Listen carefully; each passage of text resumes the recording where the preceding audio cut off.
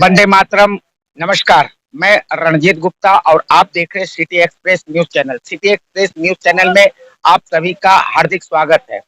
इस समय मैं पहुंचा हूं गौतम बुद्ध नगर के जेवर तहसील में, और जहां की यहाँ पर एशिया का इंटरनेशनल एयरपोर्ट बनाया जा रहा है। वहीं किसानों का जो भूमि अधिग्रहण कर जिस एयरपोर्ट का निर्माण किया जा रहा है, उसी को लेकर के आज यहाँ पर धरना प्रदर्शन की जा रही है। बताया जाता है कि जो पहली चरण में 7 गांवों को लेकर के जो मुआवजा दिया गया था, वो मुआवजा किसानों ने हंसी खुशी स्वीकार कर ली थी।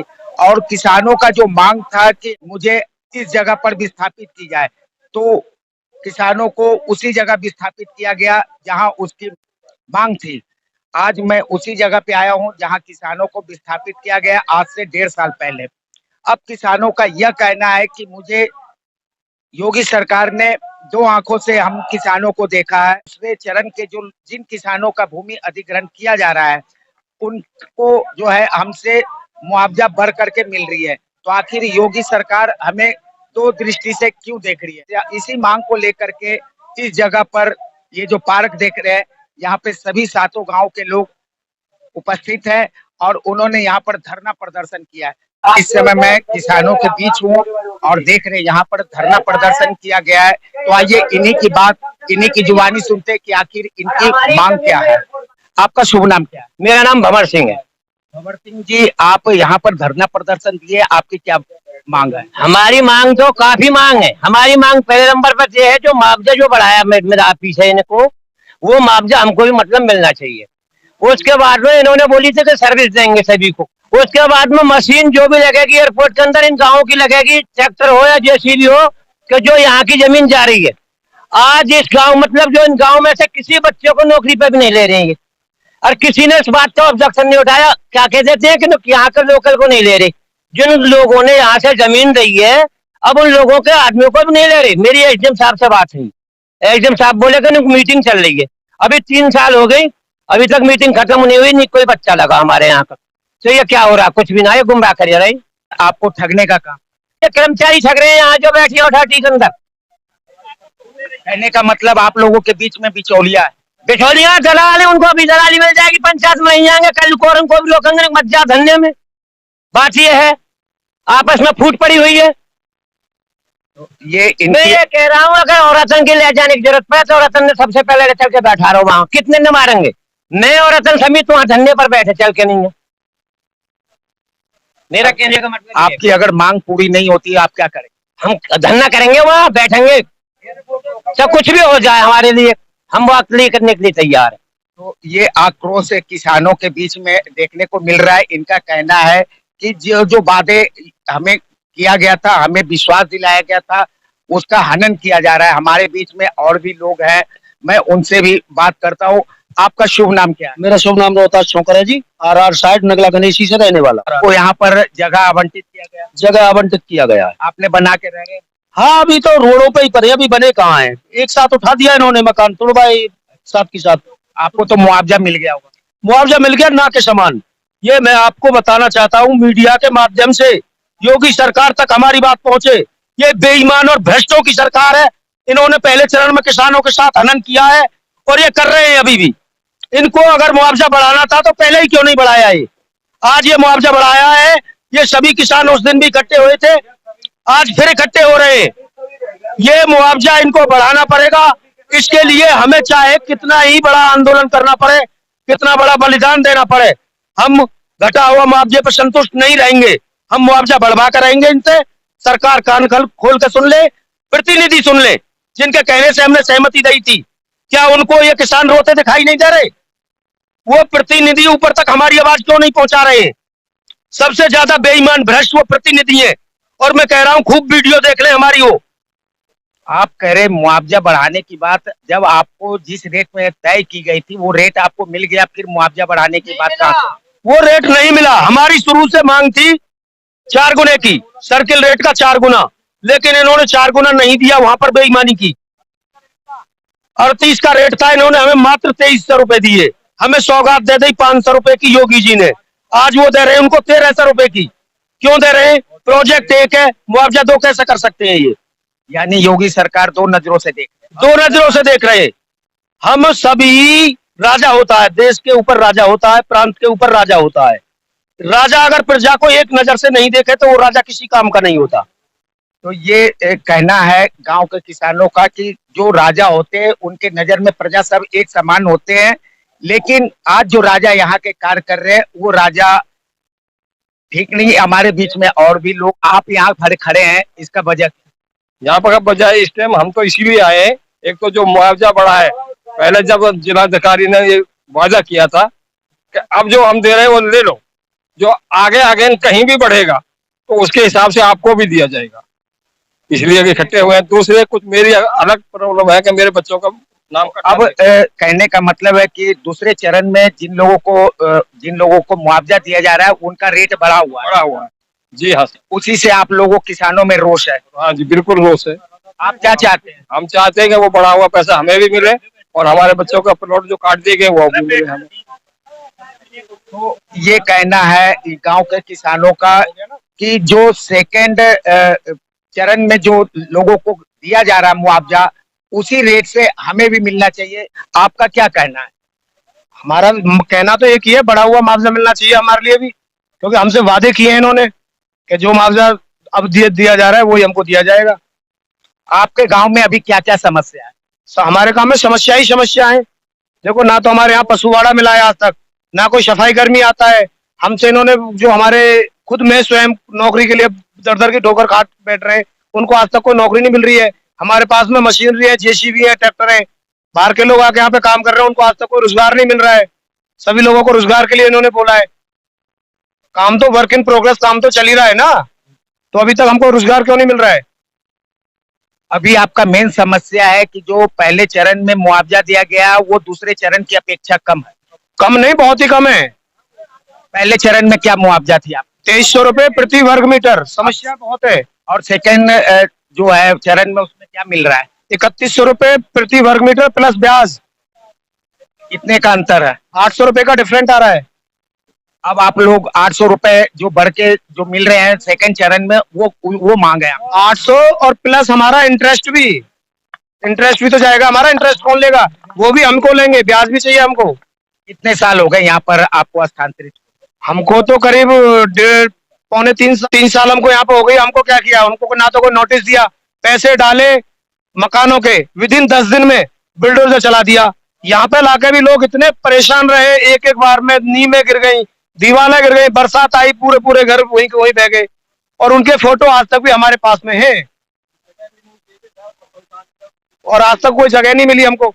आज तक पुलिस चौकी हमको मिली नहीं, मेडिकल हमको मिला नहीं, ओपन जिम हमको मिली नहीं, कुछ भी सुविधाएं दी क्या? कुछ भी नहीं दिया हमारे। इस जगह जो RR साइट जो जगह का नाम रखा गया, यहाँ पर क्या सभी लोगों को विस्थापित कर दिया? कितने गांव थे? 6 गांव थे। 6 गांव को विस्थापित कर दिया है, पर उनको सुविधाएं कुछ नहीं दी। मुआवजा सभी को मिल गया? मुआवजा सबको नहीं मिला है जी। आरएनआर नहीं मिला है अभी तक। अभी लोगों को आरएनआर नहीं मिला है, प्लॉट नहीं मिले लोगों को अभी तक, किसी को नहीं मिला है। अभी मकानों के पैसे नहीं आए लोगों के अभी तक। अभी कम से भी कम 100 किसान ऐसे हैं जिनको आज तक मकानों के पैसे नहीं मिले। और दूसरे बात, जो रोड पे जिनकी जमीनें थी उनको अपना भी गवर्नमेंट ने कॉमर्शियल घोषित कर दिया कि ये तो कॉमर्शियल है जी, इसको प्लॉट नहीं मिलेगा। और जो कि आज तक उनका रजिस्ट्री है हमारे पास में, रोडों पे जगह थी उसको अपना भी कॉमर्शियल कर दिया जी, उसको प्लॉट नहीं मिल रहा है, मुआवजा नहीं दे रहे जी। अभी 100 किसान ऐसे हैं जिनको अभी तक मकानों का पैसा नहीं मिला है। बोलते हैं ये तो गलत है जी। आदमी तो उन्हीं के थे, पीडब्ल्यू डिपार्टमेंट उन्हीं का था, उन्होंने ही मकानों की वैल्यू बनाई थी। उनको वैल्यू बनाने के बाद भी आज तक उनको मकानों के पैसे नहीं मिले। अथॉरिटी जाते हैं, वहां के अमीन बोलते हैं कि भैया यहाँ पे तो आधे दे जाओ, आधे ले जाओ। और ये कड़वा सच है। यहाँ सारी किसान बरादरी बैठी है, मैं देखो हाथ खड़े करवा के पूछवाऊं, भैया अथॉरिटी जामे तो आधे मांगे ना मांगे? भैया हाथ खड़े करके बताओ, आधे मांगे जी? देख लो जी। अभी 100 आदमी ऐसे हैं जिनके मकान के पैसा नहीं आया आज तक। आरएनआर नहीं आया, प्लॉट नहीं आया लोगों का। ना तो मस्जिद दी, ना मंदिर दिया, ना कब्रिस्तान है, ना शमशान है। अभी और तो और जो एंट्री एग्जिट जो गेट है, भीतर 60 फीट रोड देती है, बाहर के आज भी 12 फीट रोड है। इन पे वो भी हमारे लिए 60 फीट का रोड नहीं बनाया गया। वहाँ पे हमारे बच्चे रंधेरा पढ़ने जाते थे, रंधेरा में बाउंड्री लगा दी, रोक लगा दी, तो बच्चे कैसे पढ़ने जाएंगे? अब यहाँ पे जो इन्होंने स्कूल बनाया है वहां पे टीचर भी इतने भ्रष्ट दे दिए कि स्कूल में उनको बाहर निकालते हैं। अब से पहले आप आए थे, अब से 8 दिन पहले आपने पहले भी देखा था, रोई के लिए आज तक भी कोई गेट नहीं बनाया है। बोलते हैं कि गेट नहीं है जी रोई के लिए। अब स्कूल की स्थिति क्या है? स्कूल की स्थिति बिल्कुल डैमेज पड़ी है, टीचर्स ही नहीं है। और आज भी जो इनके पास जो इनका ठेकेदार था उसने अपनी लेबर को रोक रखा है, सिर्फ टीचर्स को 3 कमरे की चाबी दे रखी है। कमरे इसमें 10-12 है, सबके ताले लगे पड़े, रात को उनकी लेबर आकर रुकती है उसमें। इससे साफ जाहिर होता है कि किसान अपने आप को ठगा हुआ महसूस कर रहा है। हमारे बीच में आपका शुभ नाम क्या है? मेरा नाम है लाला राम। लाला राम जी, आपकी क्या समस्या? मेरी समस्या है कि मेरे बच्चों को प्लाट नहीं मिले हैं और एक बच्चे का आरंडार के पैसे नहीं मिले हैं और ये समस्या है। अब जाते हैं हम तो कोई नहीं सुनाई करता है, कई दफे एप्लीकेशन दे दी कि वहां जाओ, फलानी जगह जाओ, कोई नहीं, कोई बात ही नहीं सुनता कहीं भी। आप एक सीनियर सिटीजन है और आपको परेशान किया जा रहा है पदाधिकारियों द्वारा। कई दफे मैंने एप्लीकेशन भी दे रखी है, यहाँ वहां तक नोएडा भी पहुंचा दी, वहां भी पहुंचा दिया, लखनऊ भी पहुंच रही है, कोई सुनवाई नहीं है। भाई इतनी पूछते हैं कि तुम्हारा काम हो गया, मैं कहता हूँ कि अभी नहीं हुआ हमारा, चलो हो जाएगा। भाई इतनी बात करता हूँ तो कोई बात ही नहीं करता है। चलो हो जाएगा, इन बातों से किसानों को जो है एक संभावना दी जाती है, इनको एक विश्वास में लिया जाता है और बाद में इनके साथ जो है छल किया जाता है। आइए मैं और भी लोगों से मुखातिब होता हूँ और उन लोगों से भी बात कराता हूँ। आपका क्या नाम है? शेषन कुमार। क्या समस्या है आपकी? समस्या ये है अंकल जी, 6,36,000 रुपए बताए थे, उसमें से 4,31,000 रुपए भेजे हैं और नौकरी नहीं लोगे तो पैसा मिलेगा। ये 2 समस्या है। ये क्या चक्कर है? नौकरी नहीं लोगे तो पैसे मिलेंगे, अगर नौकरी लोगे तो तुम्हें पैसा नहीं मिलेगा, ना नौकरी है ना पैसा है। ये बात एक खुल करके और आ रही है। ये भी किसान परिवार से बिलीव करते हैं और इन्होंने आज एक बात नया निकाल करके लाए हैं इस चैनल के माध्यम से कि कुछ पदाधिकारियों का कहना है कि जब तुम नौकरी अगर प्राप्त करोगे तो तुम्हें जो है पैसे नहीं मिलेंगे, अगर पैसे लेने हैं तो नौकरी नहीं मिलेंगे। तो ये समस्या इनकी खुल के आ रही है। और क्या समस्या है? और ये अंकल जी ये बता रहे थे 6,36,000 रुपए मिलेंगे, 6,36,000 रुपए मिलेंगे। 6,36,000 रुपए में से उसमें से डिडक्ट करके 4,31 दिए हैं। 31.5 पूरा नहीं? 4,31, हाँ जी। और वो पैसे किस चीज के कट रहे हैं? और 38 का रेट बताया था, 38 का रेट भी नहीं मिला। तो ये देखिए, किसान जो मैं कह रहा था कि किसान अपने आप को ठगा हुआ महसूस कर रहे हैं। किसान एक भोले वाले होते हैं, अशिक्षित भी होते हैं, कम पढ़े लिखे होते हैं और इन्होंने जैसा बताया कि हमें जो पैसे मिलने चाहिए था उसमें पैसे भी काट के दिए गए हैं। और ये क्यों दिया गया है, ये इनका सवाल है योगी सरकार से और उन पदाधिकारियों से जिन्होंने इसके पैसे काटे हैं। आपका शुभ नाम क्या है? मेरा नाम वीरेंद्र है, रहने वाला रोही गांव से यहाँ विस्थापित। बिल्कुल जी। ये कलकत्ता और बम्बई और दिल्ली फरीदाबाद के रहने वाले इनके प्लॉट क्यों कटे हैं जो 60 साल से गांव में आदमी नहीं है? कहाँ रिकॉर्ड दिखाओगे इसका? जबकि जिले में हमारे ब्लॉक में 4 जगह रिकॉर्ड है इसका, आंगनबाड़ी में, मास्टरी में और तुम्हारे वोटर लिस्ट में और सबसे ज्यादा मांगटवा में, राशन कार्ड में। इनमें से कहीं भी तो दिखाओ, राशन कार्ड में उनका नाम तो दिखाओ। चारों में से उनके प्लॉट क्यों काटे गए? 3-3 लाख रुपया लिए गए। किस बात के 3 लाख? 3 लाख निश्चित के लिए गए। जब उनको बाहर के इनके आधार कार्ड हैं, उनको पैसे लेकर दिए गए, 3 लाख दिए गए, 2.5 लाख रुपए ले गए और रिश्तेदारों के प्लॉट कटे। क्यों काटे गए ऐसे लोगों? ये पैसे किसने लिए? ये पैसे पटवारियों ने लिए, दलालों ने लिए। नाम क्या है उनका? पटवारियों के किस किस के नाम बताओ? यहाँ कोरे पटवारी थे, 7-8 गांव के पटवारी हैं। किस गांव का नाम लोग बताओ? यहाँ 1-2 गांव में मुआवजा ना मिला या क्या? कम से कम 8-10 गांवों में मुआवजा मिला है। हर पटवारी ने पैसे खाए हैं। यहाँ एक परिवार से 7-7 लाख रुपया लिए गए। ये पैसा क्यों लिए गए? क्यों फर्जी प्लॉट काटे गए यहाँ? और जो गांव के रहने वाले हैं वो धक्का खा रहे हैं, आज प्लॉट ना मिले उन लोगों को। क्यों नहीं मिले उन लोगों को प्लॉट? देखिए, इन किसान की जुबानी, इन्हीं की बात, इन्हीं की जुबानी आपको सुना रहा हूँ। इन्होंने क्या कहा है, एक यहाँ जो गांव के जितने भी पटवारी है सभी ने इन भोले भाले किसान को ठगने का काम किया है। सभी लोगों से रिश्वत लिया है, सभी लोगों से इन्होंने रिश्वत खाने का काम किया है और सभी ने इनको ठगने का काम किया है। 7-8 गांव के पटवारी ये बता रहे हैं कि इन्होंने हम लोगों से पहले मुआवजा देने से पहले रिश्वत लिया है, और वो भी 7-7 लाख रुपए। कितने कितने रुपए एक परिवार से 7 लाख रुपए लिए, 7 प्लॉट काटे गए, उनके 10 प्लॉट कटे हैं, 7 लाख रुपए लेके प्लॉट दिए गए उनको। ये इन्हीं की बात, इन्हीं की जुबानी है। और राशन कार्ड में नाम ना, मास्टरी में नाम ना, और आंगनबाड़ी में नाम ना, वोटर लिस्ट में ना, 50 साल से रिकॉर्ड ना उनके। वो गांव के तो रहने वाले थे, नहीं, कतई भी नहीं था, वो 50 साल से गांव से चले गए। रिकॉर्ड दिखाइए उनका। मतलब वो उनकी खेती गृहस्थी थी वो। और कोई खेती क्या, जब एक बात बताओ, खेती है तो छोड़िए, खेती भी नहीं है, यानी वो सारा बेच करके चले। घर भी नहीं है उनका। वो गांव के ही तो हैं, गांव के बासिंदा ही तो बज रहे हैं। उनके बुला बुला के राशन कार्ड वो बनवा दिया, आधार कार्ड इसी क्षेत्र का। हाँ जी, इसी क्षेत्र का है वो।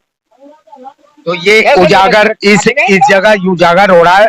मैं योगी सरकार से यह आग्रह करूंगा अपने चैनल के माध्यम से कि जल्द से जल्द इस पर कानूनी कार्रवाई की जाए, इनकी जांच की जाए, और जो लोग इस काम में पाए जाते हैं, जो इस काम को अंजाम दे रहे हैं, उन्हें कड़ी से कड़ी सजा दी जाए। मैं Ranjit Gupta, city express news channel.